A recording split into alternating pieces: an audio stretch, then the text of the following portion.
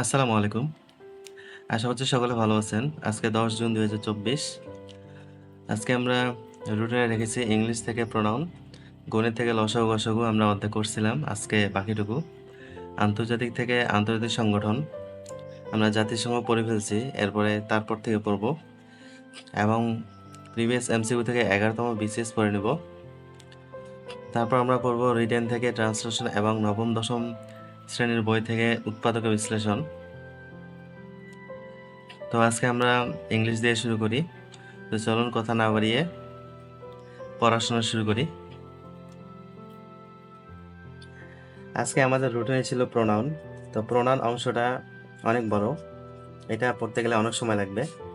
তো এটাকে ভাগ ভাগ করে পড়া যেতে পারে, দুইটা পার্ট করে। প্রথম পার্টটা 1 থেকে 1.5 ঘন্টা পড়ে নিব, দ্বিতীয় পার্টটা আবার 1 ঘন্টার মধ্যে পড়ে নিব। এই সিস্টেমে পড়া যেতে পারে। আর একটানা পড়তে গেলে এটাতে অনেক টাইম বেশি লাগবে, তারপরে পড়তে পড়তে আবার এনার্জি লস হয়ে যেতে পারে, পড়া ভালো নাও লাগতে পারে। তো এখান থেকে প্রশ্ন তেমন একটা আসে না, তারপরে এখানে বেসিক থেকে প্রশ্ন আসছিল একটা।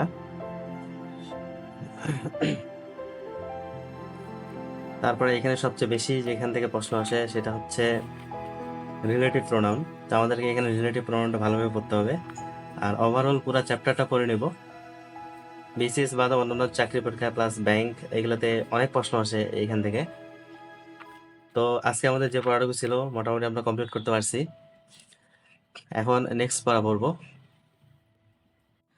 ইংরেজি অংশটা অনেক সময় লাগলো, মোটামুটি শেষ করতে পারছি আলহামদুলিল্লাহ। এটা ঠিক দিয়ে নিই। এরপরে আমরা পড়বো 11তম বিসিএস, এটা দেখে নেব। এটা পড়াশোনা শেষ করে ফিরে আসতেছি। আজকে আমাদের জন্য পড়া ছিল 11তম বিসিএস প্রিলিমিনারি এমসিকিউগুলো। তো এখান থেকে আমরা সবগুলো পড়ে নিছি, গণিতটা বাদে, কারণ গণিত আমরা পার্সোনালি করতেছি বইয়ে। তো এখানে গণিত করতে গেলে অনেক সময় সাপেক্ষ ব্যাপার, অনেক সময় লাগবে, কারণ গণিতে আমাদের সব চ্যাপ্টার করা নেই, ওগুলো তখন বুঝতেও সমস্যা হবে। এখানে বাংলা, ইংলিশ ল্যাঙ্গুয়েজ যেই সাবজেক্টে হোক না কেন, তো এখানে একটু ব্যাখ্যা বিশ্লেষণ সহ পড়ার চেষ্টা করব। শুধু শুধু এমসিকিউগুলো না পড়ে আমরা ব্যাখ্যা সহ একটু পড়ার চেষ্টা করব, কারণ অনেক সময় ব্যাখ্যা থেকেও প্রশ্ন এসে যায়। তো আমাদের 11তম বিসিএস প্রিলিমিনারি এমসিকিউটা যেটা ছিল এটা আমরা শেষ করতে পারছি। Welcome back. আমরা মূলত আগের দিন এখান থেকে পড়ছিলাম। তো আন্তর্জাতিক পড়তে ভালোই সময় লাগে। এখানে এমসিকিউগুলো ভালোভাবে প্র্যাকটিস করতে হবে, এগুলো মুখস্থ করে রাখতে হবে। আর পড়া যেগুলো আছে পড়াগুলা 1-2বার পড়লে তেমন একটা মনে নাও থাকতে পারে, এগুলো অনেকবার রিভিশন দিতে হবে। রিভিশন দিলে এগুলা ভালো মনে থাকবে। তো আপাতত আমরা এমসিকিউগুলোতে বেশি জোর দেবো, এমসিকিউগুলো ভালো করে পড়বো। তো এখানে সাস্টেইনেবল ডেভেলপমেন্ট গোলস যেগুলো আছে এটা মোটামুটি আমাদের জন্য এখন বর্তমানে ইম্পর্টেন্ট। এমডিজিটা আগে মোটামুটি ছিল, ওটা এখন একটু কম গুরুত্বপূর্ণ। এসডিজি থেকে প্রশ্ন আসে 43তম, 42তম, 40তম এবং 36তম। এখানে 3টা প্রশ্ন এসেছে, এমডিজি থেকে একটা, এসডিজি থেকে আসছে 2টা। তারপরে আমরা জাতিসংঘ ও নারী বিষয়ক যে 2-3টা সংগঠন আছে এগুলোকে একটু ভালোভাবে দেখে নিব। কোনো কিছু স্মরণ না থাকলে ওখানে পাশেই লিখে রাখবো, যাতে করে ওইখানে রিভিশন দেওয়া যায়। আর সাইডে কোনো কিছু লেখা থাকলে ওটার উপর ফোকাসটা বেশি পড়ে, এটা আমাদের জন্য ভালো।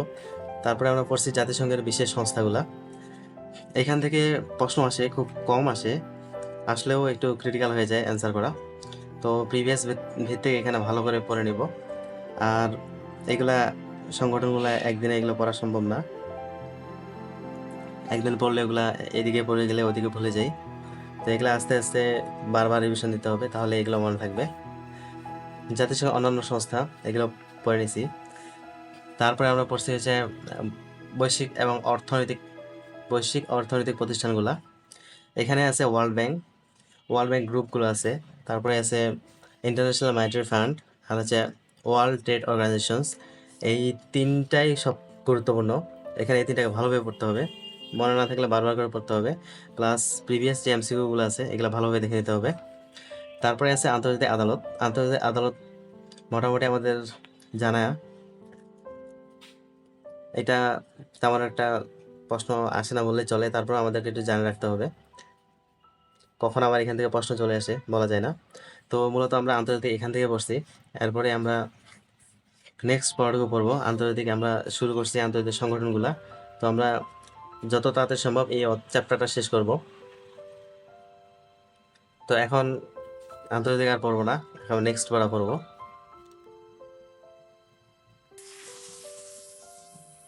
আমরা আন্তর্জাতিক পড়াটা পড়ে নিলাম।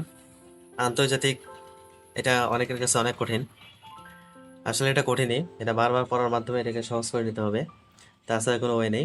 এখন আমরা পড়বো আমাদের সর্বশেষ পড়াশোনা যেটা, সেটা হচ্ছে গণিত। গণিত থেকে আমরা পড়বো লসাগু গসাগু। এখন আমরা লসাগু গসাগুটা পড়ে আসি আগে। Welcome back. আমরা গণিত করতেছিলাম, আমরা আগের দিনে টাইপ 6 বন্ধ করছিলাম, আজকে টাইপ 7 থেকে শুরু করে শেষ পর্যন্ত দেখে নিছি। তো গণিতে আরেকটা অধ্যায় করব, করার পরে গণিতটা একটু রিভিশনে আসতে হবে, কারণ সামনের দিকে আবার ম্যাথগুলো হয়তো ভুলে যাচ্ছে কিনা এটা একটু চেক করে দেখতে হবে। তো আজকে আমরা এখান থেকে 7 থেকে শুরু করছি। অধ্যায়টা অত বেশি বড় না, আবার ম্যাথগুলা মিডিয়াম টাইপের, ইজিও না কঠিনও না, কিছু কিছু জায়গায় একটু কনফিউশন লেগে যায়। এই জায়গাগুলো একটু ভালোভাবে ক্লিয়ার রাখতে হবে। ক্ষুদ্রতম সংখ্যা, বৃহত্তম সংখ্যা, এইগুলোতে একটু ঝামেলা লাগে যায়, এগুলো একটু ভালোভাবে দেখে রাখতে হবে। এখানে তেমন তেমন কঠিন ম্যাথ নাই বললেই চলে, যদিও ম্যাথগুলো একটু কারো কারো কাছে কঠিনই লাগতে পারে।